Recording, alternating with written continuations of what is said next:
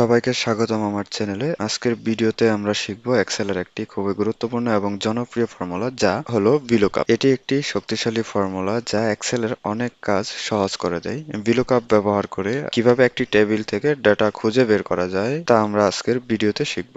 ভিডিওটি শেষ পর্যন্ত দেখুন এবং যদি এখনো চ্যানেলটি সাবস্ক্রাইব না করে থাকেন তাহলে এখনই সাবস্ক্রাইব করে নিন। VLOOKUP ফর্মুলা হলো এক্সেলের একটি শক্তিশালী ফাংশন যা ডেটা টেবিলের একটি নির্দিষ্ট কলাম থেকে ডেটা খুঁজে বের করে। মূলত VLOOKUP ফর্মুলা ভার্টিক্যাল লুকআপ করে, অর্থাৎ এটি উপরের দিক থেকে নিচের দিকে একটি নির্দিষ্ট মান খুঁজে এবং তারপর নির্দিষ্ট কলামের ডাটা রিটার্ন করে। VLOOKUP ফর্মুলার সাধারণ সিনট্যাক্সগুলো হলো VLOOKUP, লুকআপ ভ্যালু, টেবিল এরে, কলাম ইন্ডেক্স নাম্বার এবং রেঞ্জ লুকআপ। লুকআপ ভ্যালু হলো সেই মান যা আপনি খুঁজতে চান। টেবিল এরে হলো টেবিলের সেই ডেটার পরিসর বা রেঞ্জ যেখানে আপনি খোঁজ করতে চান। কলাম ইন্ডেক্স নাম্বার এটি সেই কলামের নম্বর যেখান থেকে আপনি মানটি রিটার্ন করতে চান। রেঞ্জ লুকআপ এটি একটি ঐচ্ছিক প্যারামিটার, ট্রু বা ফলস। ট্রু হলে আনুমানিক ম্যাচ এবং ফলস হলে সঠিক ম্যাচ খুঁজে পাওয়া যায়। এখন আমরা একটি উদাহরণ দেখে নেই। ধরুন আমাদের কাছে কিছু পণ্যের তালিকা এবং তাদের মূল্য রয়েছে। আমরা VLOOKUP ব্যবহার করে একটি নির্দিষ্ট পণ্যের মূল্য খুঁজে বের করব।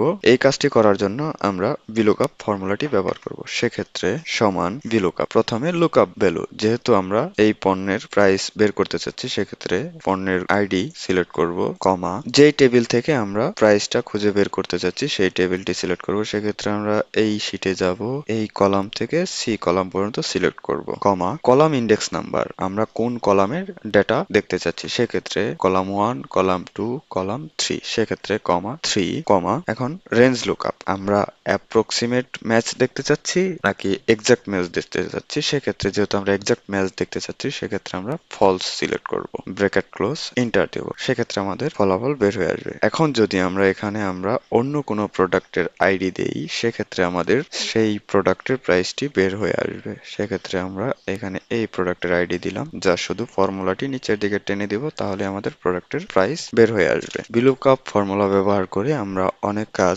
সহজ করতে পারি। উদাহরণস্বরূপ, যদি আপনার একটি বড় ডেটা সেট থাকে এবং আপনি প্রতিনিয়ত সেই ডেটাবেস থেকে নির্দিষ্ট ডেটা খুঁজে বের করতে চান, তাহলে VLOOKUP ফর্মুলা ব্যবহার করে আপনি দ্রুত সেই কাজটি করতে পারবেন। এটি বিশেষ করে ইনভেন্টরি ম্যানেজমেন্ট বা কর্মচারীর তথ্য খুঁজে বের করতে খুবই কার্যকরী। যদিও VLOOKUP অনেক শক্তিশালী, তবুও এর কিছু সীমাবদ্ধতা রয়েছে, যেমন এটি কেবলমাত্র বাম দিকের কলাম থেকে ডেটা খুঁজে বের করতে পারে, অর্থাৎ লুকআপ টেবিলের প্রথম কলামে থাকতে হবে। অর্থাৎ আপনি যে কলামের যে লুকআপ ভ্যালুর মাধ্যমে প্রাইস কিংবা অন্য কোনো তথ্য খুঁজে বের করতে চান সেই কলামটি আপনার অবশ্যই বাম দিকে থাকতে হবে। এছাড়াও এটি কেস সেনসিটিভ নয়, তাই বড় হাতের অক্ষর এবং ছোট হাতের অক্ষরের মধ্যে কোনো পার্থক্য করে না। আজ আমরা শিখলাম কিভাবে VLOOKUP ফর্মুলা কাজ করে এবং এটি কিভাবে ব্যবহার করা যায়। এটি এক্সেলের কাজ করার সময় একটি অতি প্রয়োজনীয় ফর্মুলা যা আপনার কাজকে অনেক সহজ করে তুলতে পারে।